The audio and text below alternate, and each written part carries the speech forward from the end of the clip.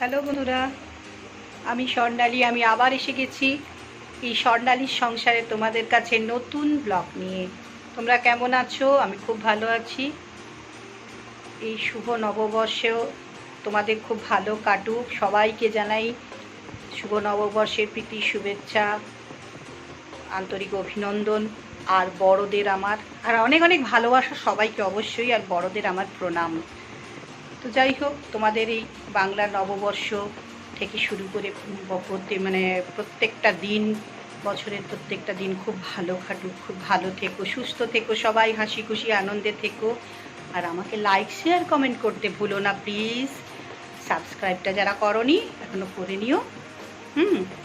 আর এটা ভুলো না। তো যাই হোক, আজকে কি কি করেছি তোমাদেরকে দেখাবো। আজকে আমি কিছু করেছি, ছেলে কিছু করেছে, এরকম করে করেছি। চলো তোমাদেরকে দেখাই কি কি করেছি। দেশের চালের ভাত আমি করে নিয়েছি প্রথমেই। আর কালকে চড়কে গিয়েছিলাম, শাক কিনেছিলাম, ধনে পাতা 4 আঁটি, 2 আঁটি পালং শাক, আর লাল নোটে 3 আঁটি কিনেছিলাম। তো সব না জল দিয়ে ওরা রেখেছিল, তো আমি সেই জলটা যাতে তুলে ওই করে রাখতে গেলে পচে যায়, যার জন্য রাতে তো আর হবে না, আমি চুবড়িতে সব মিলে রেখেছিলাম। দেখবে, এই দেখো এইভাবে। কিন্তু এই ঘরটা আমার মায়ের ঘর, এই ঘরটা প্রচণ্ড ঠান্ডা থাকে, তারপরেও সারা রাত ঠান্ডা থেকেও কি অবস্থা, শুকনো হয়ে যাচ্ছে। তো সব তো একসাথে করতে পারবো না, তাই একটু আলু আর পেঁয়াজ টপকা দিয়ে, গাছের 3টে কাঁচা টমেটো দিয়ে এই পালং শাকের একটু এই তরকারি করে রেখেছি, চচ্চড়ি, বাটি চচ্চড়ি আর কি। আর এতে ঝাল বলতে লঙ্কা, গোটা শুকনো লঙ্কা 2টো ফোড়ন দিয়েছিলাম ছিঁড়ে, আর একটু গোটা জিরে, আর 5 ফোড়ন দিয়েছিলাম, ব্যাস। আর একটু হলুদ, নুন মিষ্টি যেমন দেয়, গুঁড়ো লঙ্কা দিইনি। আর এটা বানিয়েছে ধনিয়া চিকেন বলা যেতে পারে, ছেলে বানিয়েছে। বলেছিলাম একটু কষা কষা করবি, ও তো ঝোল বানিয়েছে দেখলাম। যাই হোক, যা করেছে করেছে, এটা ও বানিয়েছে, এটা আমি বানাইনি।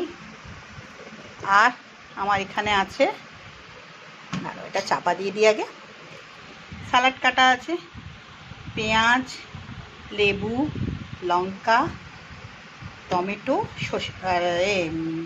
শসা। তো এই এই এই গোল গোল এই লঙ্কাগুলো না কালকে চড়ক থেকে নিয়ে এসেছিলাম। ওর এই কিছু লঙ্কা এতে বাটা দিয়েছে, এতেও গুঁড়ো লঙ্কা আমার ছেলে দেয়নি, এতেই বাটা কাঁচা লঙ্কা দিয়েছে, একদমই গুঁড়ো লঙ্কা দেয়নি। আর ধনে পাতা আছে, খেতে কেমন হবে দেখা যাক না, নতুন কিছু একটা তো হবেই। তো যাই হোক, আবারও বলি, তোমরা বছরটা প্রত্যেকটা দিন খুব ভালোভাবে তোমাদের কাটুক, তোমরা খুব ভালো থেকো, সুস্থ থেকো, হাসি খুশি আনন্দে থেকো। আর আমাকে লাইক শেয়ার কমেন্ট করতে ভুলো না।